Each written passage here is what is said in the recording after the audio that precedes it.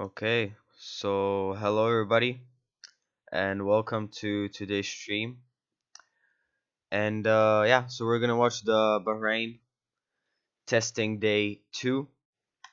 So as you've seen, that now Verstappen tops the session. Sainz is second with Logan Sargent in third, which is pretty impressive for Williams, if I have to say. And Alonso again in the top five in the Aston Martin. And yeah, Alonso is currently the only driver for Aston Martin. Uh, because as you may have seen, that Lance Stroll is had a bad accident, and yesterday Drugovic was racing with Aston Martin, but today Aston Martin decided that Alonso is gonna do the full day alone, which is kind of strange for me, like why they wouldn't let Drugovic go. But yeah, it's their choice. And apparently, I read in an article that Stroll has both broken wrists, so he could miss up to 3 races, which could be a big pity for Aston Martin, especially when your when your dad is the boss of the team. And also some new facts that Ferrari they have fixed their front wing, which is a positive thing for them, obviously. Uh, Yesterday the standings again Verstappen was on top. Again Alonso in P2 and Sainz was in P3. So Max and Carlos Sainz with Alonso are pushing very hard. But as you can see, they are on mediums, and yeah, I mean other drivers are either on hards or also mediums. So nobody is trying on softs. So Williams top 10 also yesterday. Who would have thought it, really? But testing doesn't really tell like if you're fast or slow up until the first race. So we can't tell if Williams is gonna be fast. But I would like them, to bring back up the Williams name on the podiums, which could be nice. And yeah, actually, if you have seen Drive to Survive, came out. I've watched it like 2 episodes for now. I don't know if you have watched. You can let me know in the chat. And yeah, for now, no porpoising for Mercedes, which is good for them, obviously, after the struggles that they had in the first part of the season, which was a pity for them, because you wanna a lot of fans want to see Mercedes on top, and yeah, I mean, I would like a three-way battle, Mercedes, Ferrari, Red Bull. For now, I'd say Max looks the favorite, obviously. Leclerc, I don't know. Maybe they're not that much pushing, but yeah, I don't know. I mean, obviously, I'm a Ferrari fan, so so I want to be Ferrari on top. But yeah, it's hard to judge, at testing. Mercedes last year they weren't pushing that much, and you see where they were. So anything could happen. And also, in another article that I've read, that McLaren and Red Bull, there could be a possible engine deal in 2026, which could be very interesting. I mean, if you compare McLaren and Red Bull together, like, you know, that would be very interesting and very strange. But it could happen, you never know. And yeah, again, another happy news for Ferrari fans that the main strategist has been changed. So it could bring some hopes for the Ferrari team. And it could finally pay off, because last year, what we remember that they have done in Hungary, where they have thrown away Leclerc and Sainz, huge points. Also, Leclerc and Silverstone, as you remember, they could have had an easily 1-2, but no, they said let's not pit Leclerc and let Sainz pit, which was totally stupid. And yeah, also Spa for fastest lap. That was kind of stupid, which I remember. But yeah, I mean, hopefully there won't be any confuses about that, and that they'll have good strategies. And uh, yeah, I mean, I think if they'll continue with this, oh, but someone has stopped on the track. It looks like Charles Leclerc. He might have some problem, or I don't know. But I can't show you the video, unfortunately. But now he's back on track, and he's gonna do a warm-up lap. So apparently he just stopped for, I don't know, for some lights or something. So I don't think there isn't any problem, luckily. Who can we talk about more? Hulkenberg. Hulkenberg. What I've seen from the testing, he had a lot of lockups. But you got to remember that guy. He wasn't racing for over 3 years. Yeah, in F1. And Magnussen had the same feeling, but he was only 1 year without F1. So that's a big difference. So as we can see, Verstappen actually is racing, which is kind of weird because they said that Verstappen is gonna race for for the first day, and then the second day he would race for only the first part. But somehow they, I think, changed it, or I don't know. I haven't really seen the news. So yeah, that's pretty much it.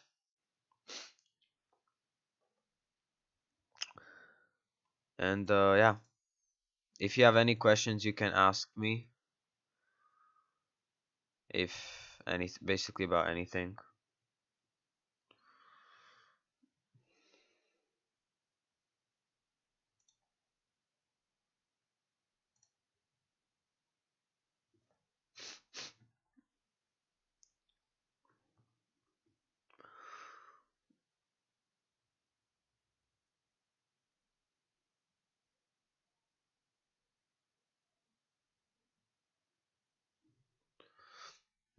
Also, we have a question. So, what do you think about Zoe? Uh, well, Zoe is currently P6, so it could work out for him. I mean, Zoe, if you remember the first part of the season, uh, I've seen him very much. He scored points in his debut. I mean, that's something phenomenal. That's not what every second driver does, or even every third driver. So, I mean, in the first part, he has been very up there. I have to be honest. But yeah, then in the second part, he somehow like fell down. I don't know, of the pace, I would say, but also of the mechanical failures that Alfa Romeo had, unfortunately, same as Ferrari, because in the first part of the season, the Ferrari, Haas, and Alfa Romeo, they barely had any mechanical failure. But then suddenly, after Spain, there were so many DNFs, also Bottas, Zoe, like that cost them a lot of points. I think they could have been P5 maybe, or at least be fighting for P5 if they wouldn't have so many mechanical failures. And also Alonso, he had those mechanical failures, which cost them a lot of points for sure, which is a pity. So yeah, that's pretty much it.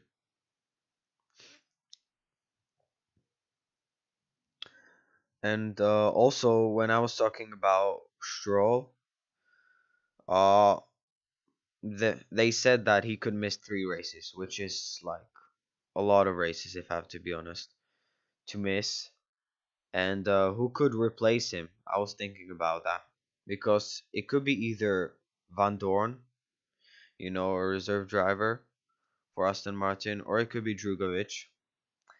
But I don't know who they will give the opportunity to race at least, I don't know, first race or maybe two, or we don't know how many races he's gonna miss, but at least one race I think that's gonna be.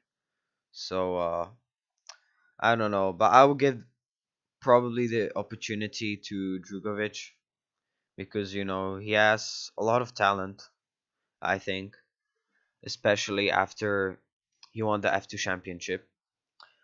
But I don't know why, but like nobody was really talking about him. Like when Oscar Piastri won the F2 championship, or Schumacher, like everybody was talking about it. But somehow like Drugovic, like there weren't so many words about it, which is kind of interesting if I have to be honest. So yeah.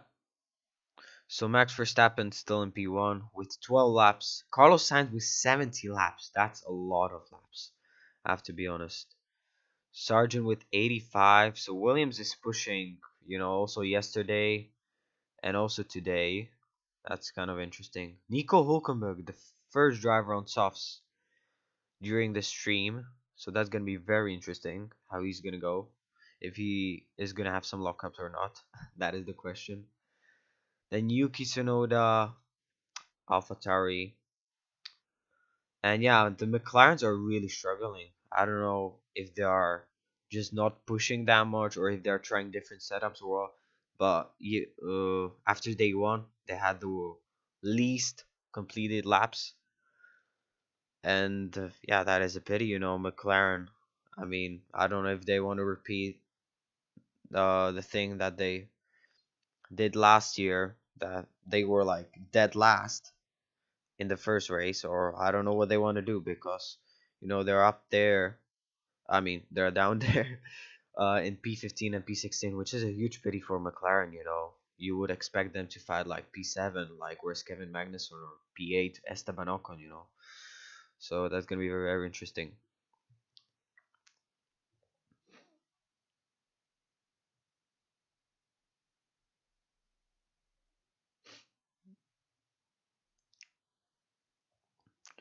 So as we currently see, Oscar Piastri made a mistake in some corner, but he's pushing again. He had a big lockup actually going into the second sector. Another question: Gasly and Alpine thoughts? I think he made a good move, if I have to be honest. AlphaTauri was struggling last year, as you could have seen it, and now they are, I mean, P13, P17. Yeah, again struggling. So I think he made a good move, but is it gonna pay off? The real reliability issues that Fernando had. I mean, if they wouldn't fix that, then that would be a huge pity for Gasly. But Gasly said about the car that he feels good about it in day one. So apparently, I think it's gonna work out for him, and I wish him good luck. He hasn't had good luck in the top teams. Red Bull, when he came there, he didn't have any luck, which was a pity. But then when he came back to AlphaTauri, he won the race with them, with AlphaTauri, which is still a remarkable victory for him. So, I mean, I wish him all the best, and a podium could be nice for him. So, you never know. It could work out. De Vries is currently pitting after a bad lap. And Nico Hulkenberg up into P7, which is very nice. And yeah, as we're watching, there's still 2 hours and 53 minutes to go. So yeah, that's pretty much it. Haas duo. Another question. Uh, yeah, Haas duo. It's gonna be an interesting pairing. You wouldn't think that these two guys, especially after the confusions and anger that they had between each other, that they would be together. But I think Haas is on the point that they are choosing experienced drivers instead of young drivers. So I mean, it worked out with Kevin. So I think they thought like we could choose another driver who is experienced. Ah, Nico Hulkenberg. So I think that's why they picked him. And I mean, Nico, I think if he gets into the car and he understands how the car works, I think it could be good as Magnussen. I think they could be a good duo and get some worthy points for the team. And bring Haas back up like where they were, like P5 or P4. Because at the start of the season they weren't that bad. Magnussen has scored a P5, which was phenomenal. But yeah, then they went again down. Then somehow Mick scored some points, and yeah, so it's gonna be an interesting year for Haas. Also with a new livery, which doesn't look that bad, if I have to be honest. I like it a lot. So yeah, it's gonna be interesting.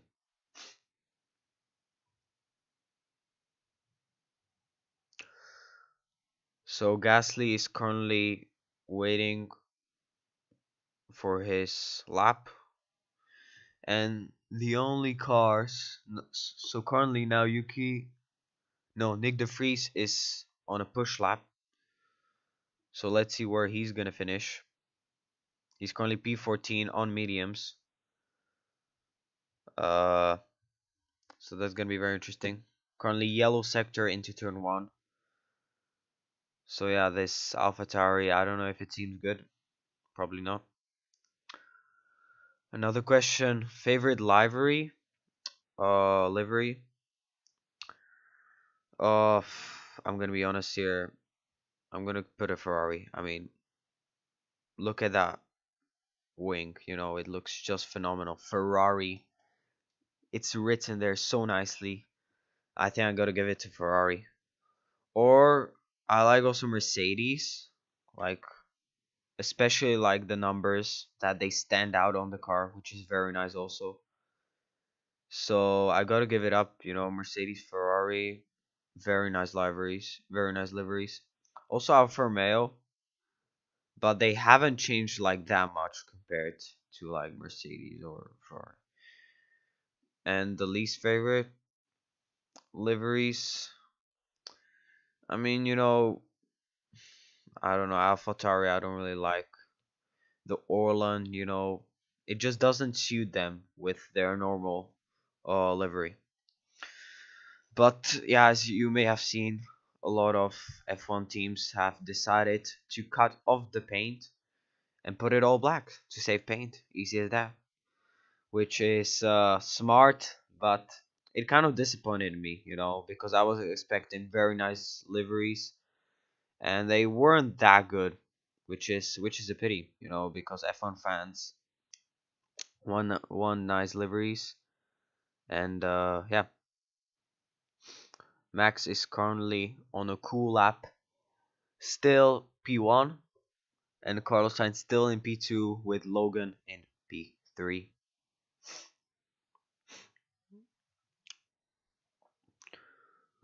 So yeah, that's pretty much it. And Alonso still in P5. Perez 12th, which is kind of a pity.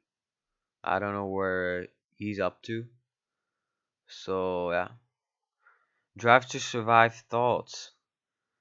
Uh, I've watched the first two episodes, and I mean, it's not really a documentary. It's more like a Netflix show. So I mean, I find it funny, especially Hello Kailash. So I find it especially funny when there are some funny scenes like Ricciardo or Gunther Steiner. I know spoilers.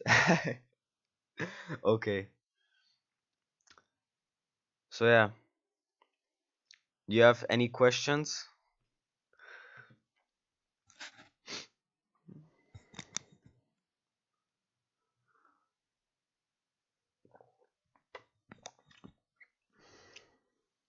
By the way, George Russell, I've read an article about him, and he said that he would like both cars to be able to drive on the circuit, like both of them. Did you get PS Plus? No, not yet. But I'm gonna start playing F1, and I'm gonna probably buy it this week. But anything related to F1.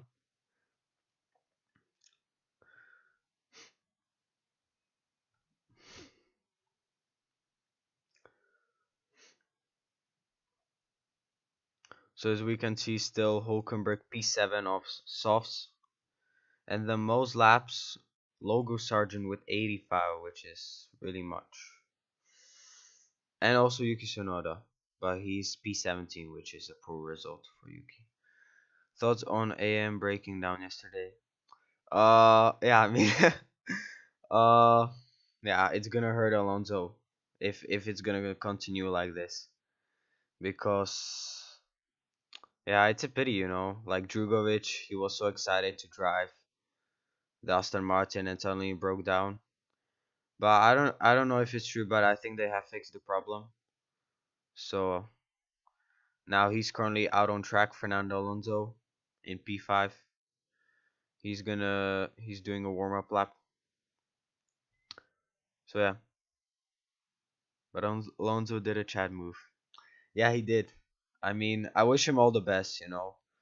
I think what he has done, especially in the 2021-2022 season, uh, defending Hamilton for countless laps in Hungary, and then being P2 in in Canada was just honestly unreal, and it just proves that he's an absolute goat, in the age of Sebastian Vettel, and he has retired unfortunately, but he just shows that he's still got the talent, and he can compete with the best drivers in the world.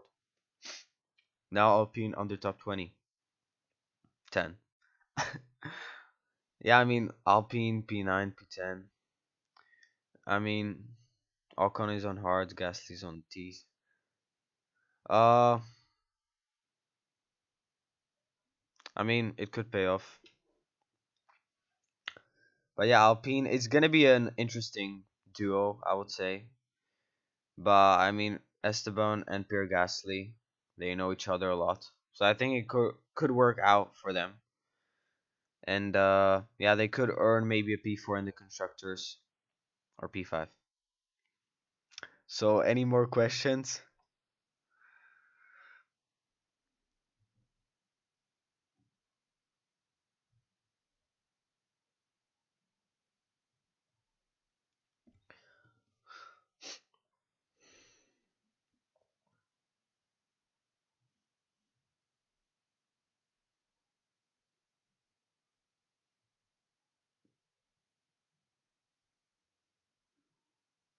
Nice stream. Thank you very much, Kailash.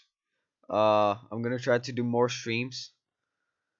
So yeah, I mean we have to keep pushing, as in F1.